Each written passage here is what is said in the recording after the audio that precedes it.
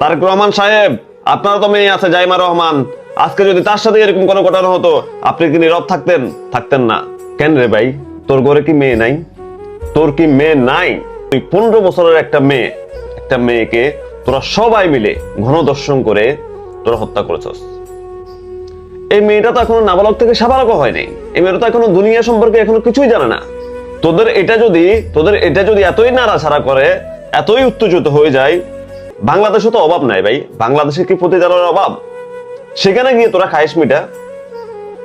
বাংলাদেশে তো পতিতালয় এখন বৈধ। যা ওখানে, তোরা তো হচ্ছ নেতা, বিএনপির নেতা, তোদের কাছে তো টাকার অভাব নাই, তোরা জনপ্রতিনিধি। যা সেখানে গিয়ে টাকা দিয়ে তারপর এটা খাইস মিটা। কিন্তু এই মেয়েটার উপরে কেন? গত কিছু মাস আগে আমরা দেখেছি এই যে আচিয়ার উপর এরকম গণধর্ষণ করে তাকে হত্যা করা হয়েছে, কিন্তু আচিয়ার বিচার এখনো পর্যন্ত হয় নাই। তাদেরকে যদি ফাঁসির রায়ের মাধ্যমে কার্যকর করা হতো তাহলে কিন্তু আজকে বাংলাদেশে এইরকম কোনো ঘটনা আমরা আগে দেখতাম না। এটা খুবই কষ্টের বিষয়, এটা খুবই কষ্টের বিষয়।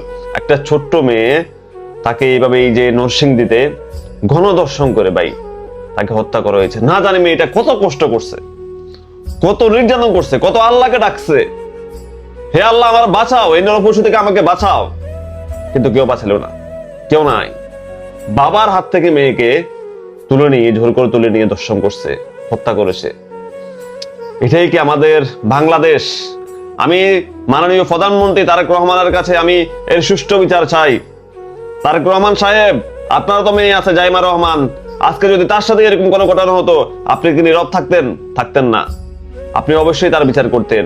ঠিক নিজের মেয়ে মনে করে, সে গরিব হয়েছে দেখিয়েছে, ঠিক নিজের মেয়ে মনে করে এর সুষ্ঠু বিচার আপনি করবেন।